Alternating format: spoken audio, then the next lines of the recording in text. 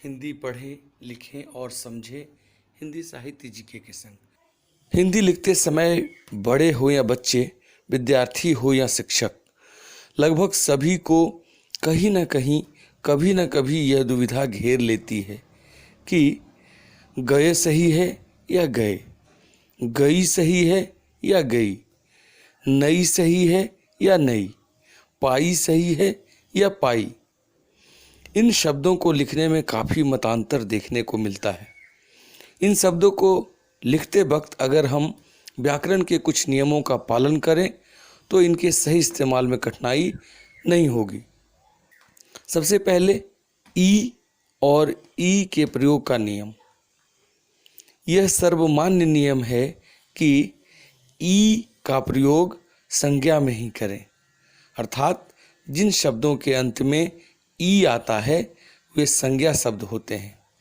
उदाहरण देखिए, भाई, भौजाई, दवाई, लंबाई, लड़ाई, मिठाई, लुगाई, कढ़ाई, सिंचाई, मलाई, सिलाई, खाई।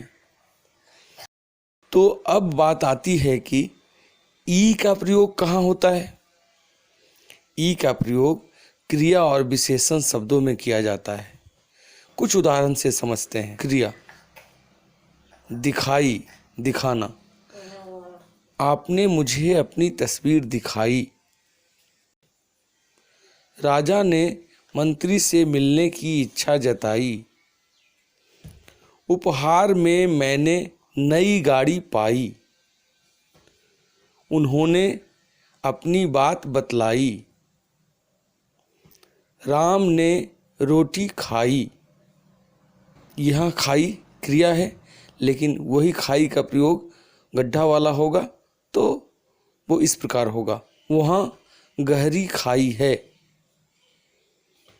एक और उदाहरण, सुनीता कविता के साथ गई। अब देखते हैं विशेषण में खासकर एक शब्द है नया, जिसका स्त्रीलिंग रूप होता है नई। उसने मुझे नई किताब दी। तो यहाँ नई इस प्रकार लिखा जाएगा, ना कि इस प्रकार। हालांकि प्रयोग में बहुत सारी जगहों पर इसी प्रकार नई लिखा हुआ आपको मिलेगा, लेकिन व्याकरणिक दृष्टिकोण से यह गलत है। अब ए और ये का प्रयोग कहाँ होता है यह जानते हैं। सामान्यतः क्रिया और विशेषण में ये का प्रयोग होता है। कुछ उदाहरण, गया, गए, लिया, लिए, खाया, खाए, गाया, गाए। बच्चों ने बहुत ही सुंदर चित्र बनाए। उन्होंने मुझसे रुपये लिए। आप कब आए। विशेषण, नया, नए। जैसे वहाँ नया से नई शब्द का निर्माण हुआ था, वैसे ही यहाँ नया से नए। तो नए ऐसे लिखा जाएगा, न कि इस प्रकार। एक उदाहरण देखें, पेड़ों पर नए पत्ते निकल आए। परंतु अव्यय, विभक्ति, क्रिया से बने विशेषण और भविष्यत काल की क्रिया तथा अनुरोध, आग्रह की बात में ए का प्रयोग होता है। जैसे चाहिए, लिए, के लिए, इसलिए, आए बिना, गए बिना, आइए, जाइए, खाएगा, आएगा आदि। उदाहरण देखते हैं, उसने मुझसे 500 रुपये उधार लिए। यहाँ लिए क्रिया है, इसलिए इस प्रकार लिए। लेकिन इस वाक्य में लिए का प्रयोग देखिए, वह आपके लिए खड़ा है। यहाँ लिए अव्यय है, इसलिए लिए नहीं बल्कि लिए। आप यहाँ कब आए। आपके आए बिना यह काम न होगा। यहाँ आए बिना, यहाँ आए क्रिया से बना विशेषण है। वह कल आएगा। यहाँ आएगा भविष्यत काल की क्रिया है, इसलिए आएगा में ऐसा प्रयोग। अब यह काम आप देखिए, मुझ पर दया कीजिए, मुझे अपने घर ले चलिए। ए का प्रयोग भी आदर सूचक, निवेदन या आग्रह वाले वाक्यों में होता है। कुछ उदाहरण से समझते हैं। कृपया आप मेरे यहाँ जरूर आएं। जी बताएं मैं क्या कर सकता हूँ।